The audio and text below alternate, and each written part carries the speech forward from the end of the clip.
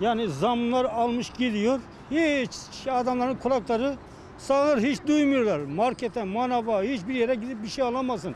Eskiden kaşar peyniri alıyordum, tost yapıyordum. Şimdi alıp da tost yapamıyorum. Sadece yanından geçip bakıyorum, böyle çıkıyorum. Gün geliyor, kuru ekmeğimi yiyorum. Halk ekmeği yiyorum. Yiyemiyoruz kardeşim, eskiden yiyorduk. Bal kaymak yiyorduk. Şimdi yiyemiyoruz bal kaymak. Yiyemiyoruz bal kaymak kardeşim. Olay budur. Yemek istiyor, yani her insan güzel yaşamak istiyor ama yaşayamıyoruz. Yani temiz yaşamak istiyoruz ama yaşayamıyoruz kardeşim. Araç desen yine. Kardeşim hayat o kadar pahalı ki yani. Gidiş geliş ne kadar? Bir kava eskiden 3 tane poğaça yiyordum. Şimdi bir tane poğaça yiyorum. Aç çalışıyorum ya.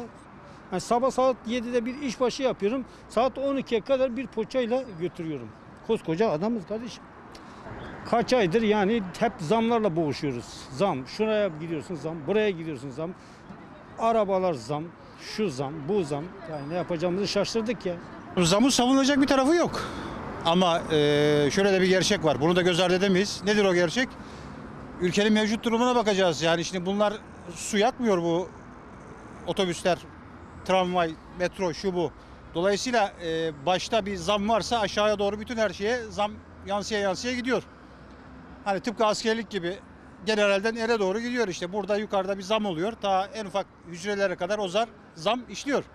Olan bu. Ha, memnun musun? Tabii ki değiliz. Zamdan memnun olur mu? Asla değiliz. Ama durum bu.